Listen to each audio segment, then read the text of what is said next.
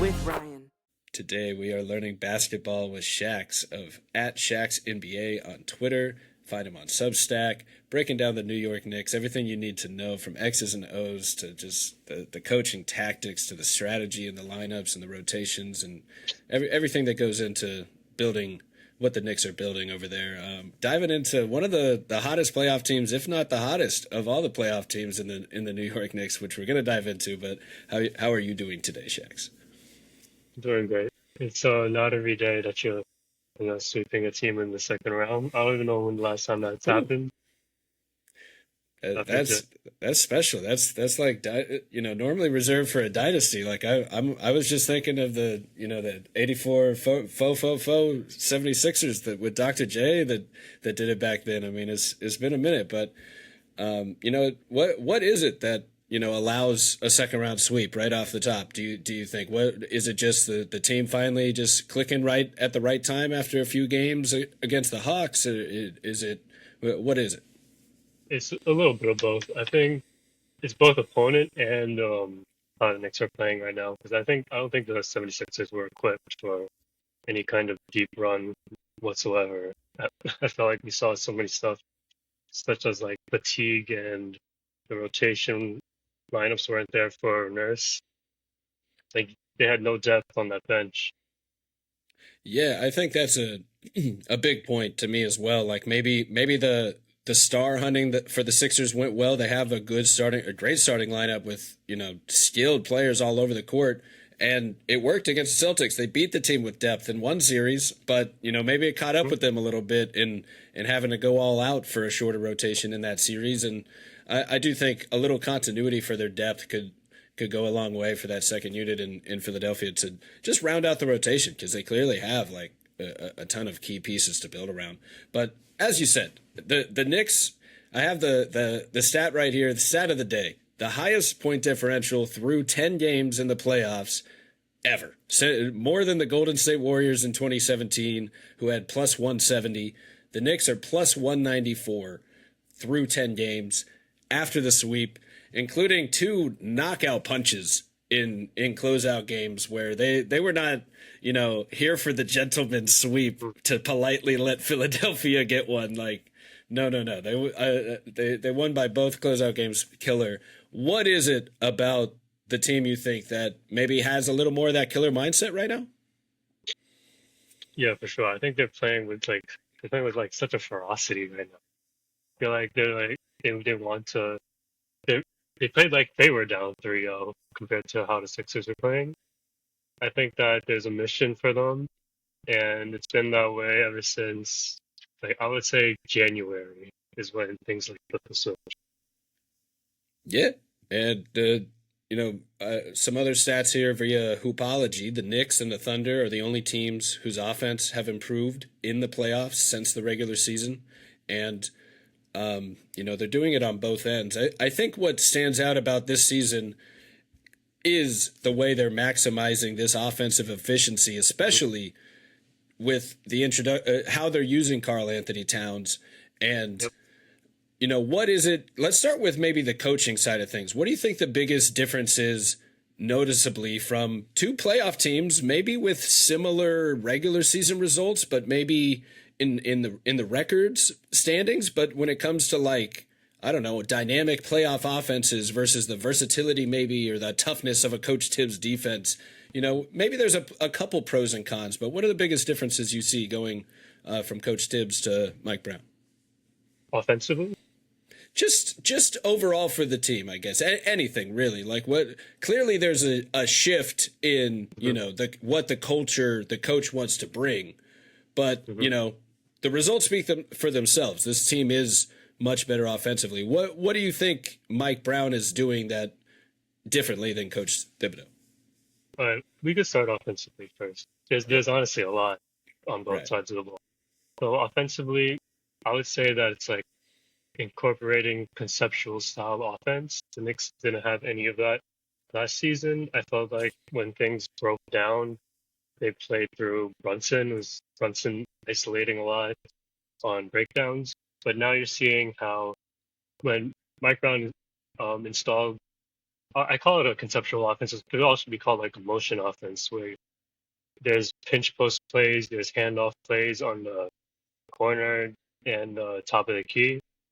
Um, so he came in incorporating that from like day one, right? And then Brown ends up going away from that and tailoring the system more to like the players. I'm not exactly sure why he did this, but in my opinion, it was like planned from the beginning that he wasn't going to just run motion offense the whole time. No, it's like he wasn't going to make Cat like Sabonis immediately. And then we get to game three in Atlanta and they start, well, game four. Game four is where they implemented the motion offense back into like the system. But I thought they did overall did a good job incorporating other sets and stuff. But the motion offense ended up working for game four all the way to now. A little motion offense. Here we go. All right. So what they specifically brought back was the 4 out, 1 in motion offense. So we see how like the center is going to be like kind of in the dunker spot here. We have two corners filled. We have the slots filled at the top of the key. So the point of the motion offense is that you can play off any kind of read. So I don't think we see it here, but McBride hands it off to Hart. If Hart sees a lane, which I honestly think there's a lane here, he could have drove this ball. So the motion offense is based on making reads on your own. So it's basically trying to keep the movement up. And then Hart has a play here. If he doesn't see a drive, his next play is to go to the corner and hand it off to, I believe this is Bridges in the corner. So Right. you could run it.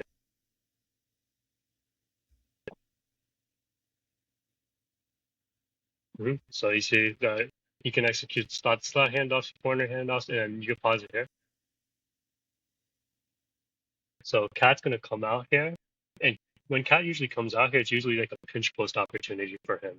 So he would get it. McBride would stay with like set a rip screen for Bridges, or set like a zoom action for him at the top of the key. Instead, you see that Cat can like play off of it instead. So you could play it.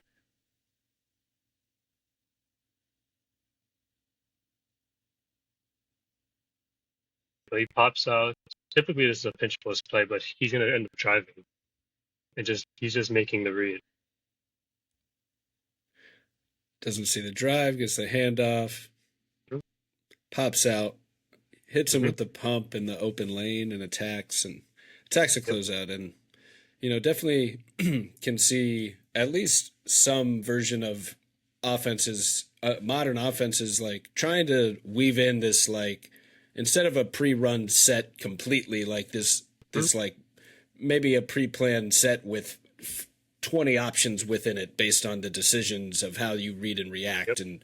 and with different actions. So obviously you can see how that optionality maybe opens up the decision making talent for your players and kind of puts the trust in your players, the read and reacting, and maybe even simplifies it, the decision making for them too, which, and especially if you can get everyone in the right positioning. Mhm. Yep. So there's a few teams that run this. I think it's like the Nets because of Jordy Fernandez. His time with the Kings, and then you have the Mavericks. Jay Triano was recently hired there as like the offensive guy. Um, and I'd say the Cavaliers also do some stuff as well. All right. And there's you want to break down one more here? We got Jalen Mhm. Brunson motion offense weave series, 4 out, 1 in here. So you see that we're gonna start with like a slot handoff. We have our center and the dunker here, and the two corners filled. So they're gonna hand it off to each other. You could play it.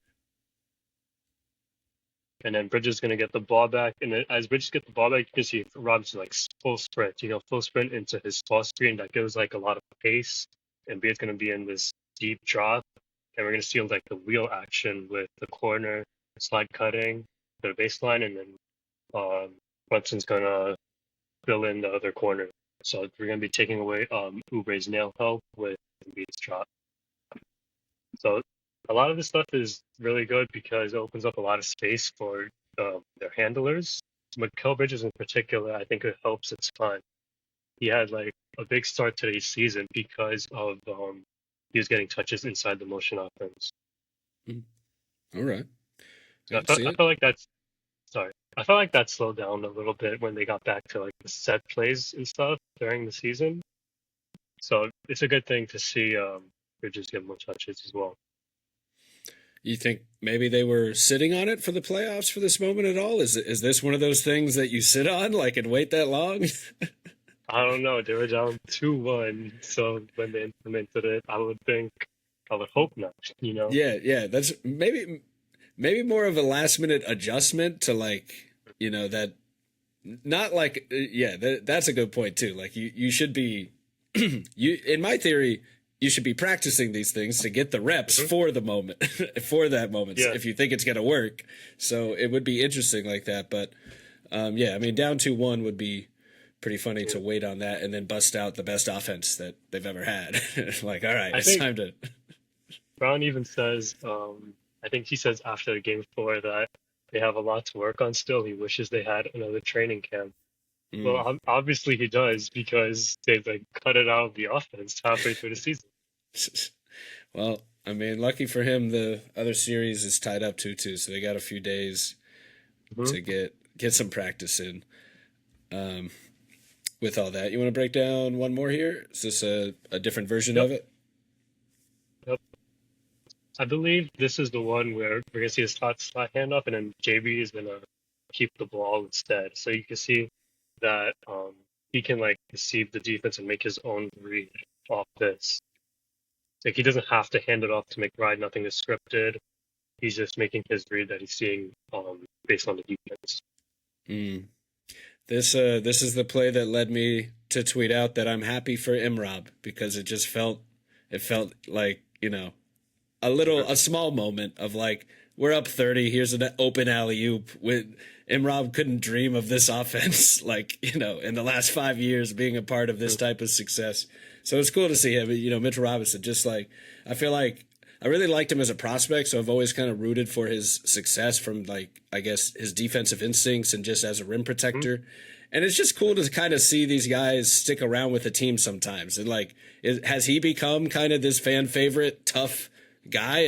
Like Yeah, he's not, there's literally an all-star center, and there's probably still fans clamoring for like, let's get Imrob in there for a possession, right? yeah, he's awesome. I think part of it has to do with like him being a homegrown player, second round pick. So like the fans love that. He's been here for I think yeah, easily the longest on the team. I think like 6, 7 years or something, 2019. So people love him. They love to see his growth. Mm. You gotta love it. You gotta love it, and I'm sure he loves being paired with a point guard like Brunson now to set him up like this. And these are some great examples of Brunson's decision making, like you said, being able to read and react. Like maybe he just delays Yeah, the handoff for half a second, catches the yep, defense sleeping. They're all dragged up out of the perimeter. All he has to do is win a foot race to the rim. And like you yep, said, dragging Embiid away from the rim, I mean, that's a good strategy for, how a little more of a plotting type of center, make it a little harder for him to move. Um, yep. Definitely can see how it creates spacing and kind of just keeps everybody moving. And is this how you get Deuce McBride like popping off for threes, like 7 threes, 7 and 9? I think he was in game 4 here. Like is that credited to a system like this, just kind of like making everybody open, or is that combined Well, with like the defense letting go of the that rope? Or yeah, yeah. It's more combined with the defense, with him getting like a lot of transition chances. Like I don't know what the Sixers are doing, but he was not like the first priority in transition apparently, and Mm. he left them open quite a bit. Yeah, and like I mentioned, let go of the rope. Like I think by his 7th three, they went under a screen, and I'm like, you guys, he made 6 already. You can't just leave the man wide open after Well, all that. this So this play he actually gets a three off, and this is a bit of a motion play. okay. The one before this one. Oh, let's Hmm. back it up. Oh, he actually gets two threes on the motion plays, which actually that's pretty good. There we go. Mhm. It makes sense just on the idea that there's just more open shots to go around and more Yeah, yeah. spacing and more So advantages. yeah, so we see Hart hand it off to the corner, the corner hands it This is off back the to him. so I was a little early there, but that's the one I'm actually talking about where they go under or Yeah, they get lost on the coverage and they two go with the yeah. screener and he's just wide open. Bam.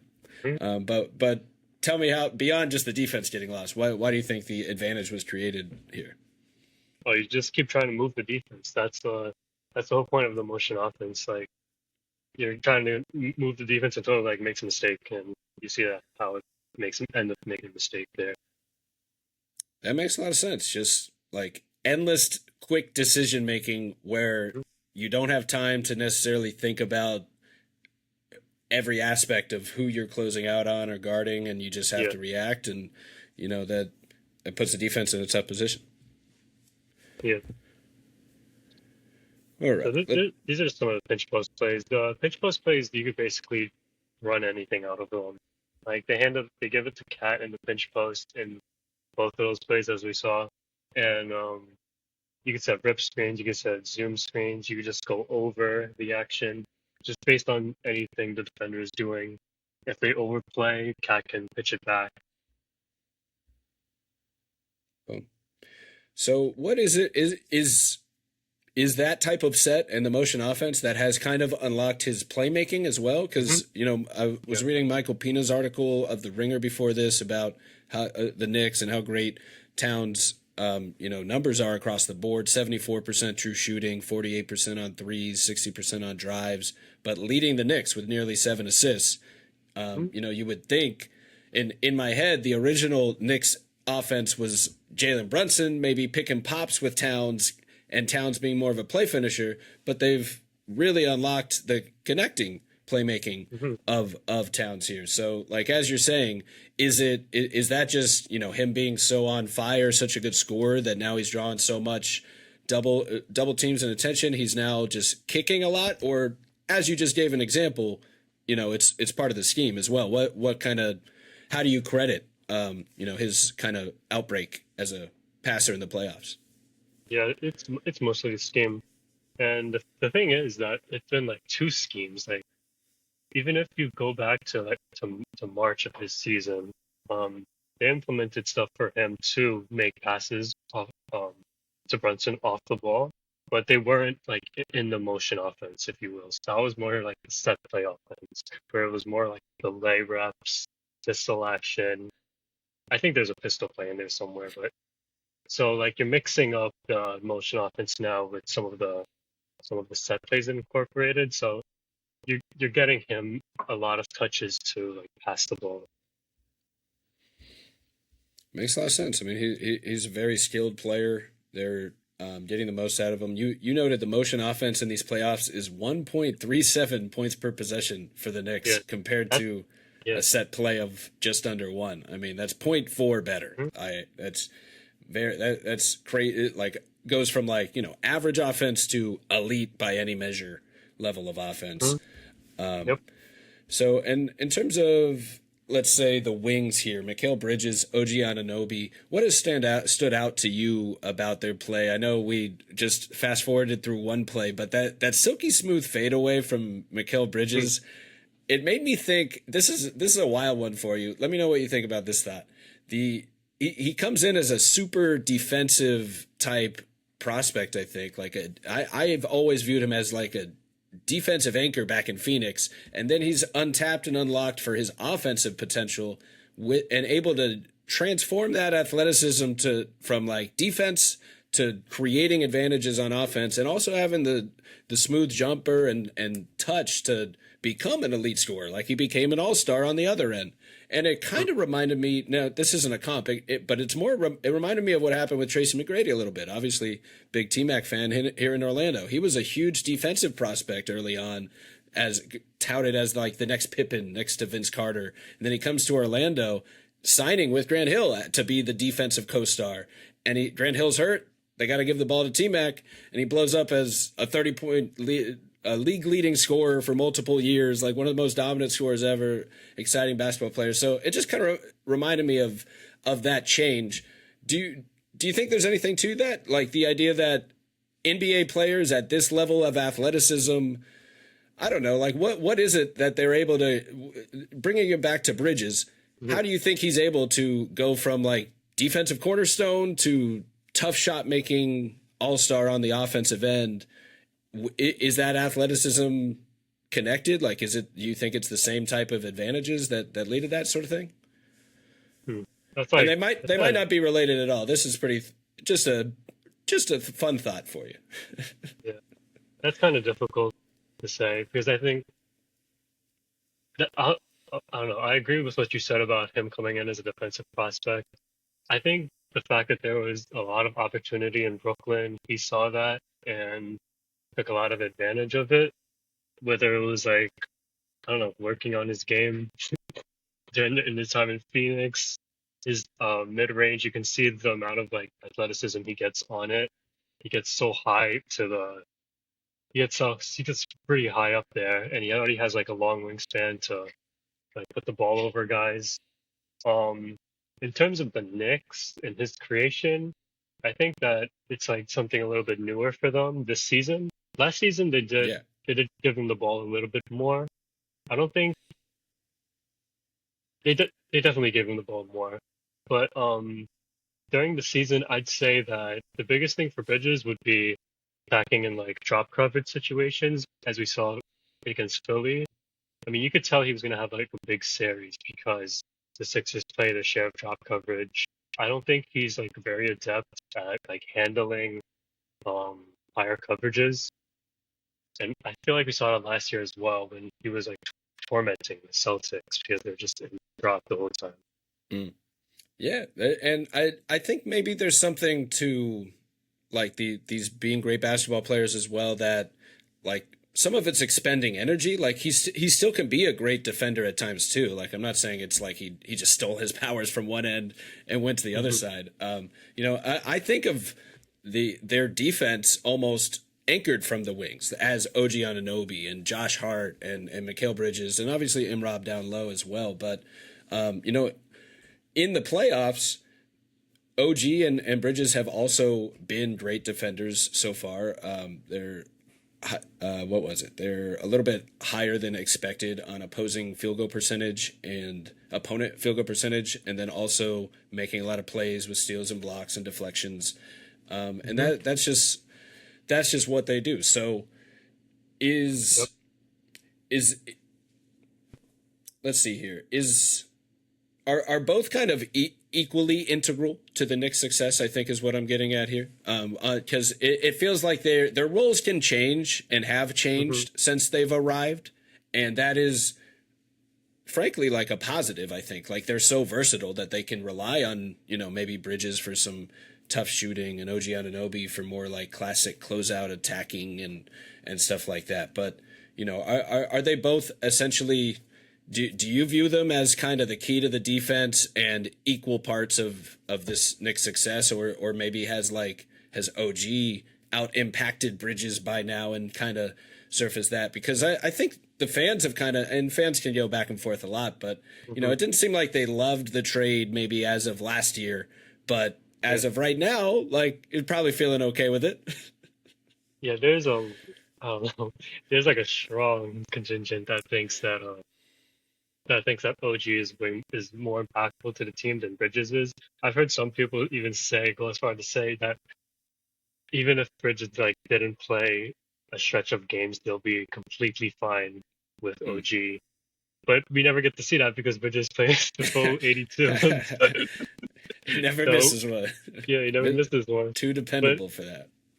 Yeah, I think the NG aspect was also really important, as you said, and you could attribute that to coaching too, with usage of a deeper roster and a better bench, I think, because Jordan Clarkson's played really well. Jose Alvarado is coming off the bench. He's played pretty well in spot minutes. You had Tyler Kolek during the season. He was playing really well from like December to January. He had big moments. So yeah, I think the energy aspect is important, especially coming to the playoffs. They've gotten a lot more rest than they did last season heading into Eastern Conference Finals. So that's a big factor as well. Absolutely. I'm glad you mentioned Jordan Clarkson. Jackson Frank tweeted out the Knicks are 10 points better per 100, which Jordan Clarkson on the floor in these playoffs, and their offensive rebounding is 17% higher. With Clarkson, always kind of liked Clarkson for his like triple double point guardy, like not a classic point guard, but just he's gonna rack up the box score and give you some energy, and he's gonna make winning plays. So like he's been one of those guys that always seems to kind of get miscast into an overtasked role, but now that he's like in a good reserve role in a good system, you're really like getting maybe the most out of his impact. And you mentioned GTA, just a super exciting defender. Fun pickup for them to kind of keep building out some of their toughness with some more depth, like you said. That depth is like that depth could be one of the biggest differences between this team. Like that could be like just winning the bench minutes by a lot could be the difference when both starting lineups are star powered and going neck and neck, but your second units destroy the other second units. That could be a big part of this as well, part of their success. So with the playoffs kind of shaking out the way they are, it's kind of broken pretty well for the Knicks, which is just you're just gonna take it. You beat who's in front of you. It's not there's no excuses. There's no asterisks. You play who you played. Like it helps, I think, that they played the Sixers instead of the Celtics, but based on some of what we saw during the season, you would think that maybe the Celtics shooting volatility goes a little better and they're a lot tougher out here and there, but you don't have to deal with it. And the Pistons, Cavs, Magic, Raptors, all the tough teams knocked each other out. Not the tough teams, the tougher kind of playing each other teams. So they all beat each other up. There's only one left, and the Cavs not quite on that level defensively, but they kind of used to be. So anyway, with the Cavs and the Pistons now tied 2-2, it looked like for a second the Pistons might. I thought we're just going to walk into it, but the Cavs are holding their own with the talent. Is there any matchup you think the Knicks have, match up better with? Are you rooting for one or the other, or you do think the Knicks are pretty much prepared for either one pretty well, and maybe even looking ahead towards, which finals team they're going to play?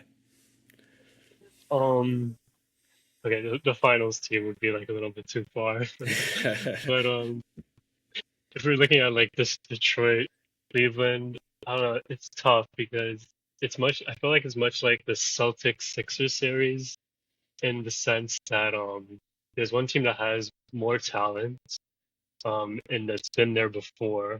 Well, but they've both been there before, but I feel like the Celtics were like a seasoned contender more so. They had like the coaching, I feel like they had better coaching, they had a better roster.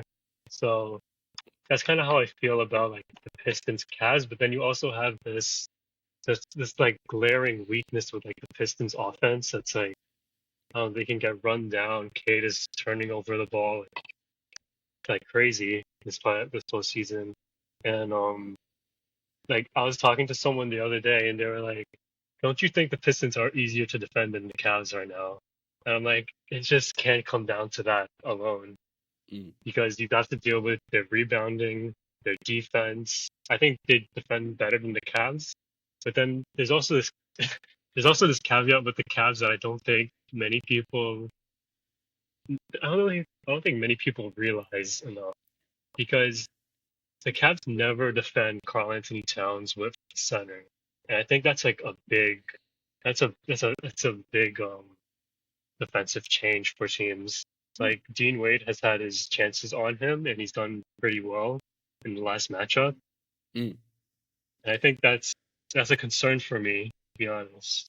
Yeah. The that reminds me of this profile or this thing I wrote about Aaron Gordon during the Nuggets championship run. He was tasked with guarding Karl-Anthony Towns a lot, and that was one of his best matchups defensively, because also Durant, surprisingly, And to me, it was because he got up under them. Like you're getting up under these Mm-hmm. tall, these sniper shooters, but these tall guys that it's tough to. They're not the masterful ball handlers like every other player and like the guards. So if you get up Mm-hmm. tight and pressure them, it's tougher to create a little bit. So I can see how that might be an effective matchup, but obviously or game plan, but you might have to adjust as you do in the playoffs.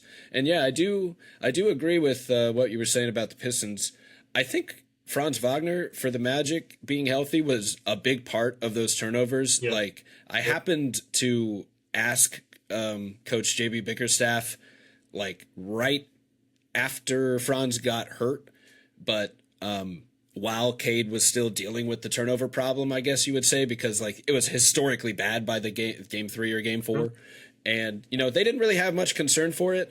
And he was right because the Magic didn't have Franz anymore. Like Franz with the whole defense behind them versus no Franz and being asked to do that. Like that was one reason I think that, it got a little easier for them to create. And so to your point, you throw OG Anunoby on Cade and you kind of have flank defense behind him and you have options with Josh Hart and GTA maybe, even though, he kind of beats up the smaller players, but I think OG can definitely hang with Cade and defensively, and Bridges, being able to throw him at him too.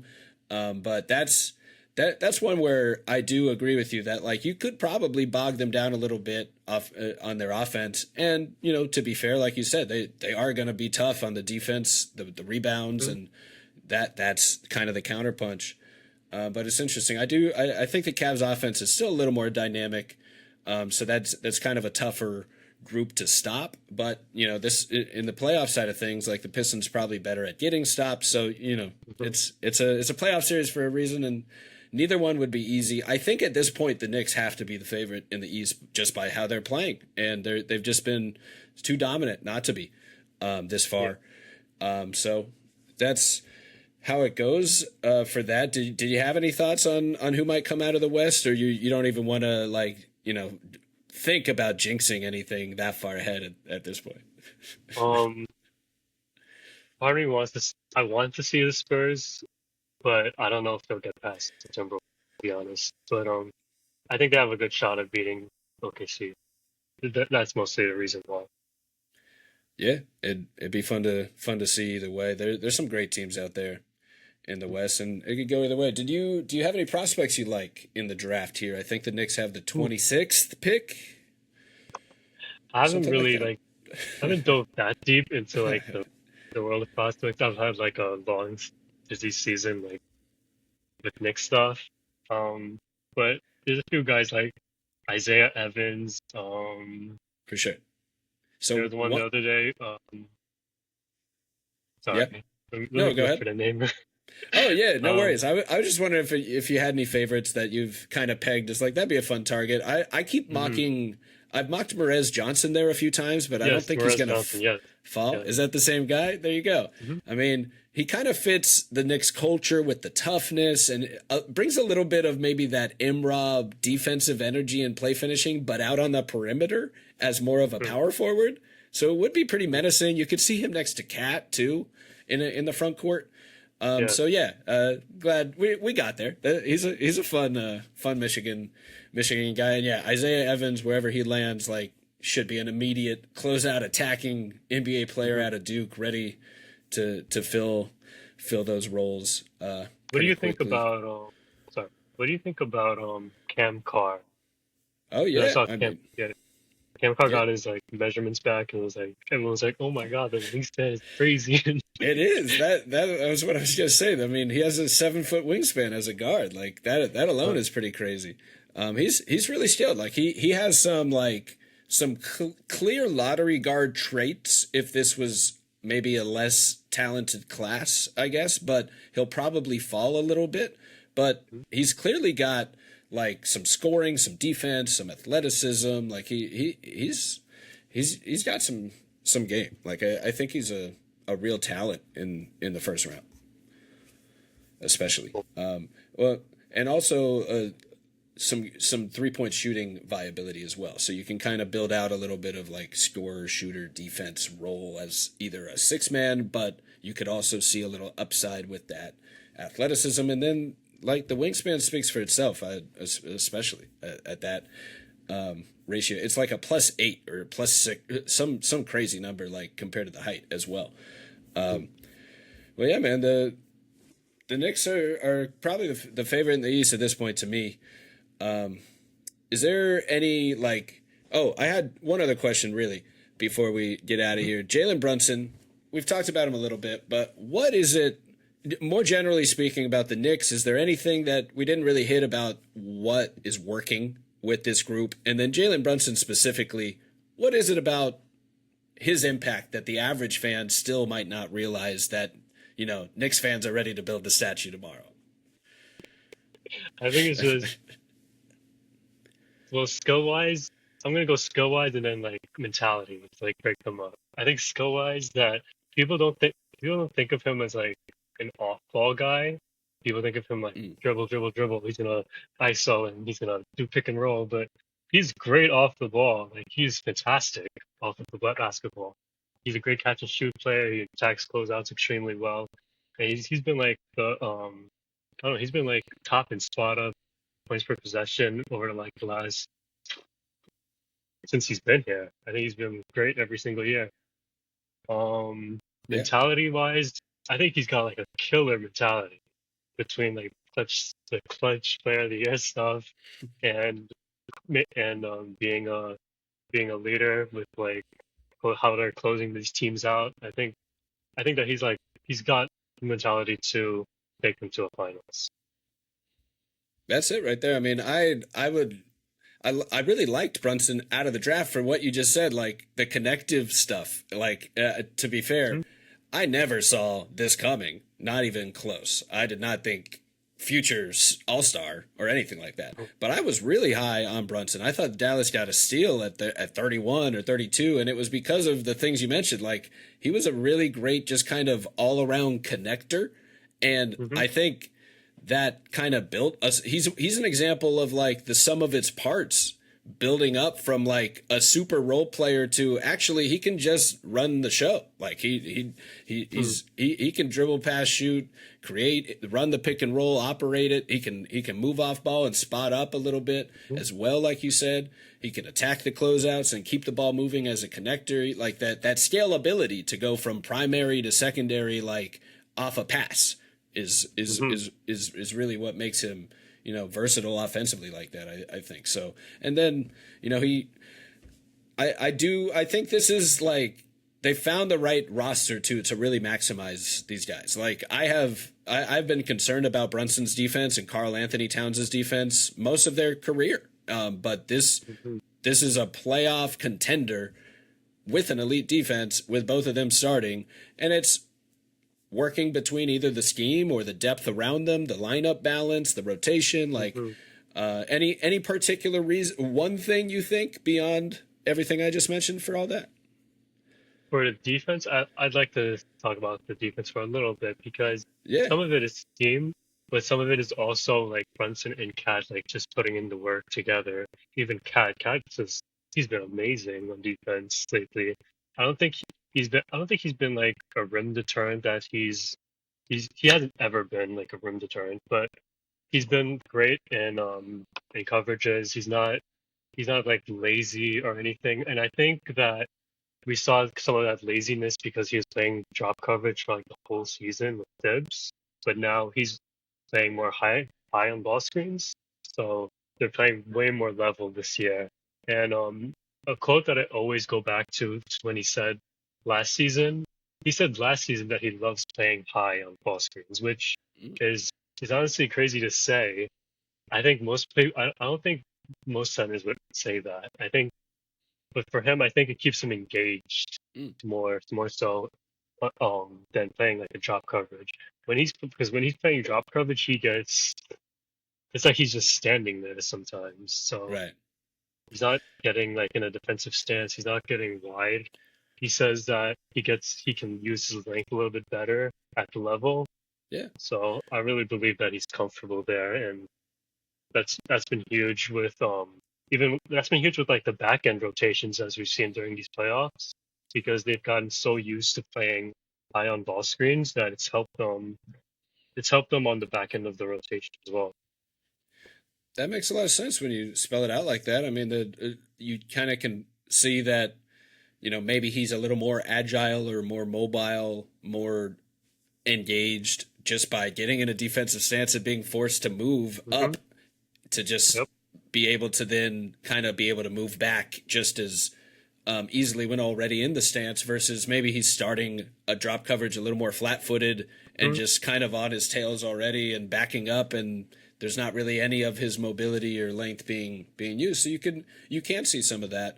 And like you said, like buying in and energy and effort is a skill in itself. And like if he can overcome, as they are, whatever deficiencies have existed before, by being a part of a defensive unit that is sticking to its priorities and giving effort and, executing their goals like that. A lot easier than, defending, getting picked on and pick and roll every single time with drop coverage and just like trying to outscore on the other end. I think that in itself has always been a big criticism of me for the way Vucevic was used in Orlando as well. And he doesn't really have that even worse flat-footed mobility kind of stuff when it comes to Towns. So I don't even think too many other options there. But that was always a thing for just where I ended up realizing like it's really hard to win any game, let alone a playoff game, when your defensive anchor becomes something of like a turnstile and you're just trying to outscore your opponent every time without getting any stops. And like, that's just really tough to do. And like, so it's nice to see that, even Mike Brown, who is maybe known for more of his offense, that, they're not relying on just one defensive scheme here. Like it seems like they're being innovative and trying different things that they've tried before that are working. So, bing bong, man! Shout out to the Knicks. It's all happening. Big time here. I really appreciate you taking the time today to talk some Knicks today, Shax. Any parting thoughts, parting hopes here for the rest of the way? Oh, I just wanted to say that I was cheering for the Magic during that whole series. And Yeah. I was completely bummed seeing Franz Wagner get hurt. I mean, we can start Yeah, another so- podcast if you got another 45. Like I got plenty of thoughts, but man, man, you don't have to get me started. It was sad to see the up 3-1. You had Franz and things were kind of looking what everyone had hoped for all season for at least 4 or 5 games there, when at the absolute last possible moment, backs against the wall. It's like, all right, we might as well be a league killer for a few games before we blow this thing up. But man, but hey, the Knicks get to reap the benefit. They get to they get to, play whoever's left, and it won't be the Magic. So good luck with whoever's out there. I mean, I think the Knicks have a pretty clear path now to at least the finals, and getting that experience alone would be awesome. It seems like for Knicks fans, right? I mean, is that already kind of like, is this all found money the rest of this season? Like, is it all like, or is it championship expectations because it's New York? It's definitely championship expectations. Like, I'm not even like, I don't know. I want to say I'm satisfied, but I'm not even like really satisfied, to be honest with you. I'm like expecting to go to the finals this year. There you go. Hey, I mean, with the amount of playoff experience this group does have, like that is a good point. That like, yeah, okay, you're great through 2 rounds. You've kind of been here before. Let's see you take at least. This is a sign that you should be taking 1 or 2 more steps here, and I think all that experience is paying off. And this is about as dynamic as they've looked, especially when like OG and Bridges are hitting tough shots like this too. It makes them so tough to beat because you just don't know who's going to pop off. Deuce McBride might pop off for those threes. Like, you just don't know who's going to hit their open shots any given night. So makes them really, really tough to beat. But man, as we said, bing bong, Knicks basketball, it's back. Thanks again, Shax, for taking the time. Always fun talking hoops. Be sure to follow Shax at Shax NBA and check out his Substack for all things Knicks and NBA. Thanks for the time, man. Thank you for having me. All right. Have a good one.